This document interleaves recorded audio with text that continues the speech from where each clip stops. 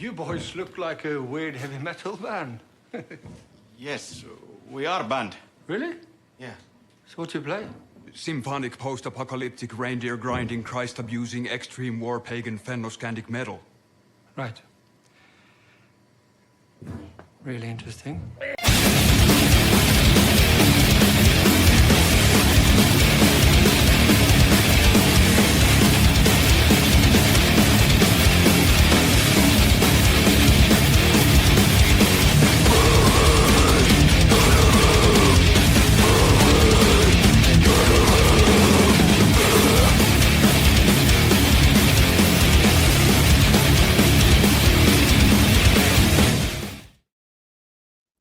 What's up, everyone? DJ Anubis here with you on the Meltdown Radio podcast with another movie review. This time I'm doing 2026's Thrash, now available on Netflix. It is an American survival thriller film written and directed by Tommy Wirkola, who I found out is the director of a great movie called Dead Snow. If you've never seen that, about Nazi zombies. Fantastic freaking movie. Sequel's not bad either. So that kind of actually explains why this is actually a much better film than I initially thought it might be. So obviously what this talks about is it sees a coastal town that is facing a Category 5 hurricane. And during that, where it floods, the levees break.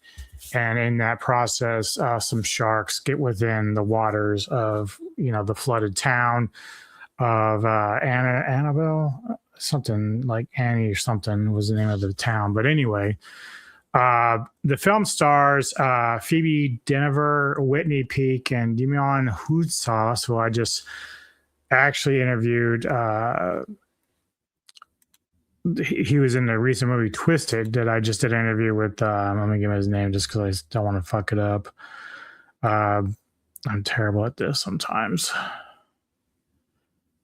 Darren Len Boozman, who just does like the Saw series and stuff. He just did a new movie called Twisted, which Demian is a part of that. And he's also in Blood Diamond, which is a great film with Leonardo DiCaprio. So certainly a great actor, great presence on screen. And so that actually adds a lot to this film as well. But I've seen other films like this where this premise has like Crawl with the gators, Bait, Under Paris, again with more sharks.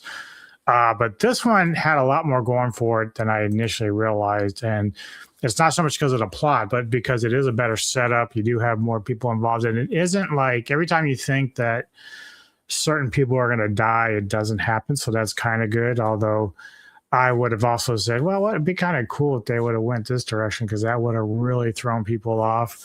But they never really do. But one thing for certain is, again, the acting is great. The cinematography is good. The situations are good. Got some good characters in here. These three kids here are being fostered by a couple that you find out later in the film. They're also trying to survive this hurricane. This woman here who is pregnant is leaving work, which I don't know. She should have left a long time ago before she decided to leave. But then you have Demian's character along with his, I believe that's his niece, that has been taken after her mother passed away. So there's an added like sort of phobia that she has about leaving the house ever since her mom passed. So either way, the catastrophe is great. Now, the other thing that adds into this is the type of sharks that are in here obviously are some bull sharks, which again are pretty standard for freshwater to saltwater hybrid type of sharks. But also a great white makes its way in here as well, which I'm actually kind of happy they didn't like go full blown with the great white in terms of like it attacking people. It was like basically a female that was being tracked by Demian's character, who is a marine biologist. But the scenarios, some of the scenarios are a bit ridiculous, which happens in films like this. But at the same time, they kept some stuff pretty close to the vest. Whether or not these sharks would attack as often as they do is a bit far-fetched, but in order to keep the movie going and keep everybody on their toes, that's what they do. But I do like that the premises and with the different characters, it adds more dimension to it. Whereas I think Crawl was just dealing with like one girl trying to get away from an alligator or a crocodile, and that just kind of boring for me. I didn't really care for that film too much.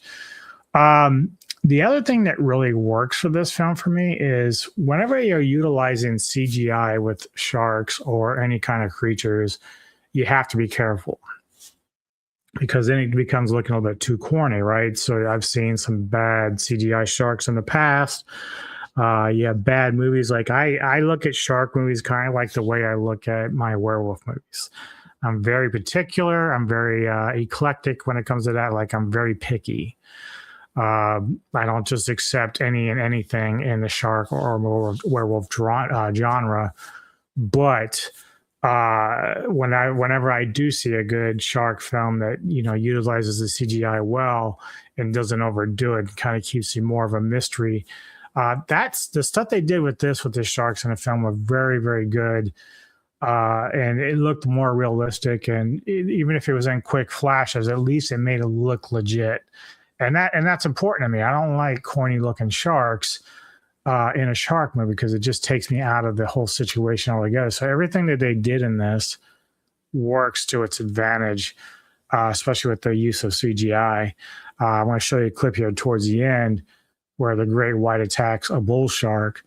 And even though the clip itself, I looped it so we could see it a couple of times, but even the shark itself, that scene is very fast.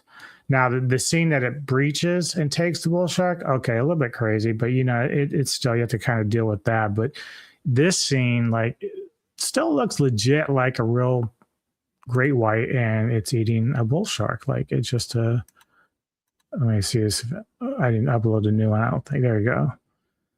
So you can see that it looks pretty decent for what it's trying to do. They've gotten really good with utilizing how the great white would look, even in attacking. Whether or not they'd be able to work that into how they would do like a person being taken, like with an actor. I don't know if they'll ever get to that. Maybe they will, maybe they won't. Take a lot of work, but I think ultimately we're going to get there where it's going to look like you're going to be able to see some real good shark action. Now, in the past, if you ever saw my top 10 shark films, movies like The Reef or Dark Tide. Again, fast looking sharks, like the type of cinema that you see with them, like the scenes that you see are very short, but they look legit and they still are effective in the way that they're conveying the tension and the fear that would be involved with the sharks there. So that's why those kind of films will still kind of rank higher for me, because of the way that they utilize and they work for the films that we're trying to watch and get immersed into the story and the characters that are involved. So I do like that this film did that. Now, again, there are still some corny. There's one moment where the foster dad, he should have been dead. He should have bled out like long ago, and he ends up coming back later. And I don't know if it's just because they want the kids to have some sort of revenge because the father was going to bail on them. But at the same time, like he lost his hand and had like part of his butt cheek ripped out. Like no way you're going to survive that after an hour or more that these kids are waiting in the house trying to stay out of the way of these bull sharks. So it was just a matter of just them kind of getting revenge on the foster dad at that point. But minor issues. Still not the best shark movie in the world, but for what I've seen with like recent stuff like Under Paris and some of these other shark films, this is definitely better than the most. And so I was kind of surprised, and I was actually kind of happy with that. So I'm going to rate this an 8 out of 10. Like this is decent for what it's trying to do. Again, like you got a lot of tension there with the pregnant woman having a kid, and just some of the other people that are dying, like they don't go too crazy with it. Like you do see the people being taken by the sharks, but it's not like ridiculously looking. I think it's just really well done. So kudos to the special effects team for what they did on utilizing the shark footage and how they integrated the CGI in there. It looks good, really good.